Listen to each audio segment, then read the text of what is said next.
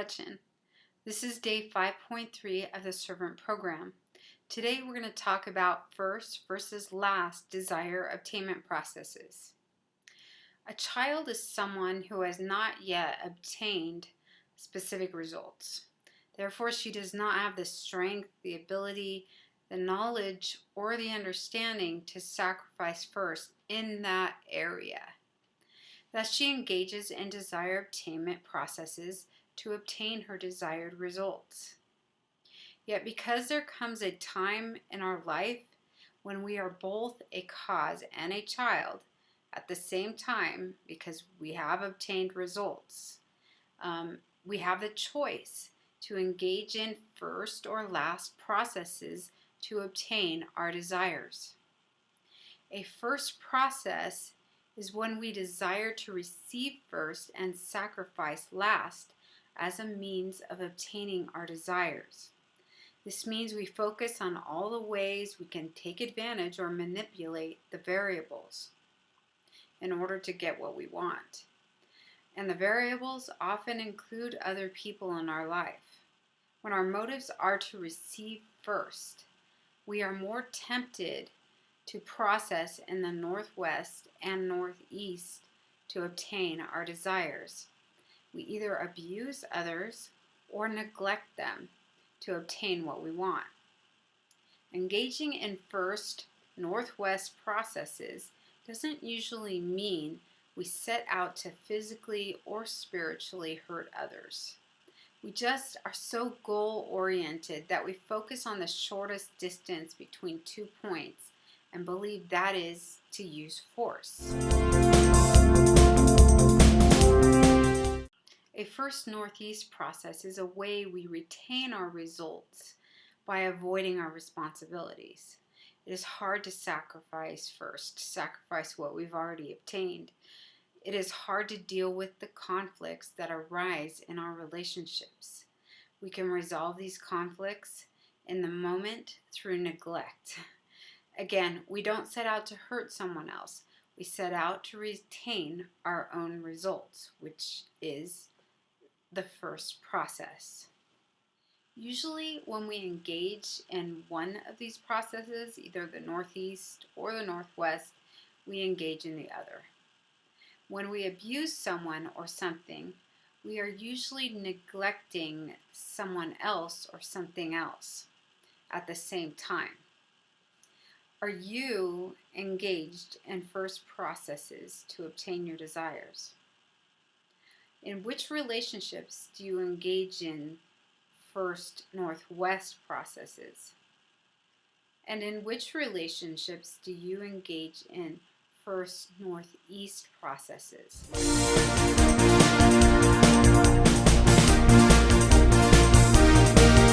A last process is when we desire to sacrifice first and receive last as a means of obtaining our desires.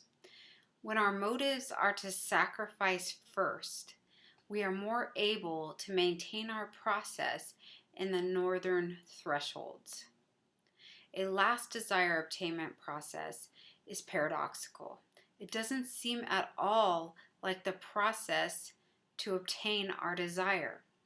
But after we have identified our desire and have communicated it to our cause, we demonstrate how we would like him to help us obtain it by how we help others. Even though we haven't obtained this specific desire, we have obtained other results that we can use to help others. We generally understand that this is the process to obtain our desires. But specifically, we put away our own desires while we help others obtain theirs. We actually separate that out in our minds and focus on the real desires we have for other people to find joy in their lives through our own empathy. We process as a cause towards others as we would have our cause process towards us. In this, we're actually communicating something to him. It's a language. It's a communication process through our actions. We wouldn't want to be another cause's means to his end. We want him to sincerely care about our desires. And so that is how we need to be treating those we help. We need to sincerely care for them. That is why it is important to generally know that the last process is indeed the process for us to obtain sustainable results, but we engage in it as if we were the child we are helping and her desire is our own. So are you engaged in last processes to obtain your desire? Are you able to set aside your specific desire in order to help your children obtain theirs? Do you believe your general cause is watching you and receiving your process as the communication of your desire?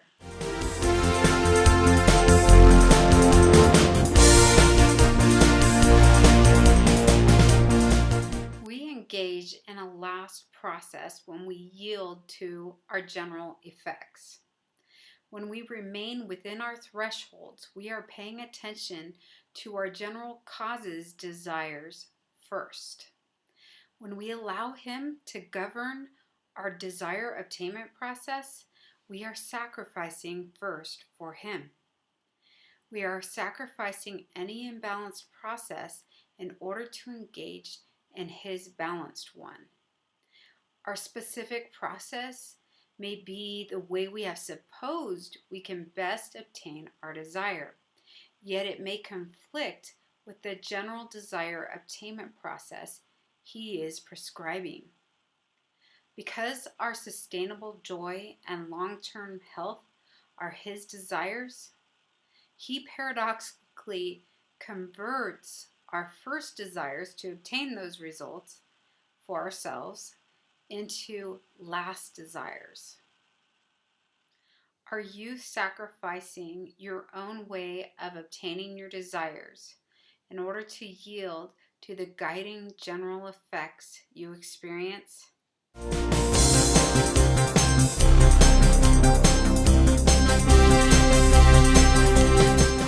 Generally, when we engage in a northwest process to obtain our desires, we abuse our own bodies or others. The word abuse can be better understood by dividing it into two. Ab-use, which means to use something inappropriately or out of its balance. Specifically, though, there are incremental intensities for abuse. We can expect, persuade, demand, manipulate, or abuse others to convince them to sacrifice first. When we maintain last desires, we can engage in northwest threshold processes. This means we invite, persuade, and sometimes may need to reprimand our children within our northwest threshold in order to teach them not to use the first process to obtain their desires, but instead to use the last process. Are you able to identify your northwest threshold when teaching your children a more excellent way of obtaining their desires?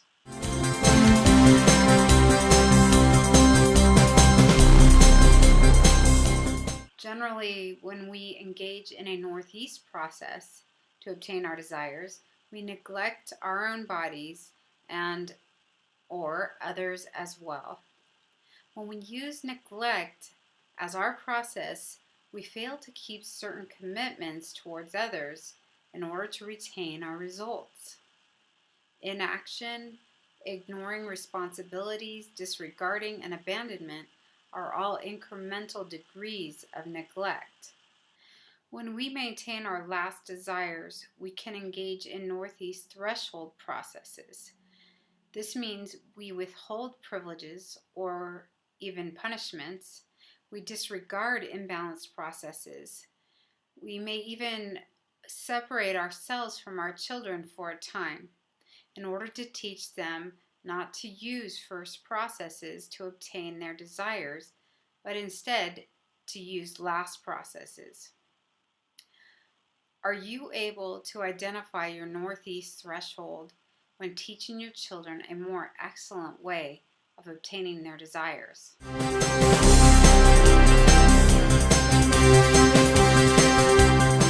We use our threshold processes as tools to help our children. Of course, they might not see it that way. They may not see it as help in the moment. We engage in them because that child is either headed towards or is already stuck in the spiritual bondages of fear and depression, or the physical bondages of injury or atrophy. Our hope is to prevent or to rescue, if at all possible. Which of your children are either headed toward or are already stuck in spiritual or physical bondage? How can you use your threshold tools to help them?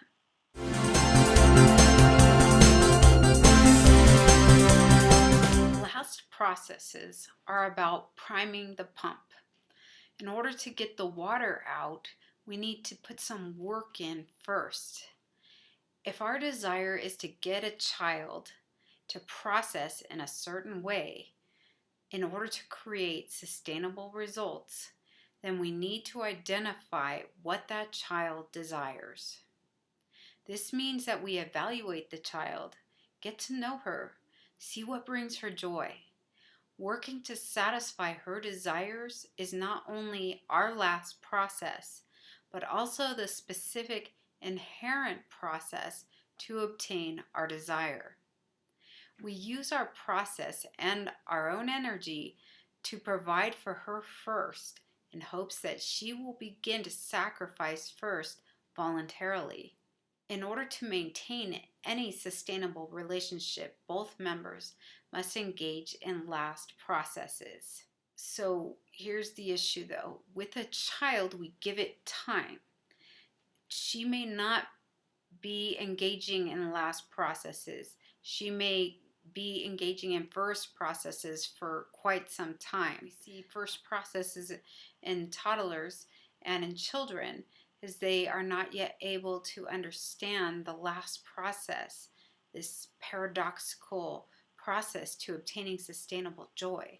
And so we endure their first processes. So with time, we hope that they will turn, and because they have had a cause who engages in last processes for them, eventually the hope is that they will turn and also pay it forward, and sacrifice first for others. If one member of a relationship engages in a last process and the other in a first process, the second will suck the first dry if allowed to continue eternally. So there is a time limit. We do not do that eternally and forever. The hope is to obtain a result, a relationship that can be sustainable.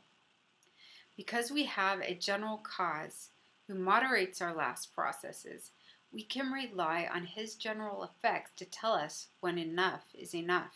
We each define who we are by our response process to a continuous last process. Will we continue to engage in first processes even after we have obtained our desires with significant help from a last cause? Or will we change to a last process? Those who engage in last processes obtain sustainable relationships, sustainable results, and sustainable joy.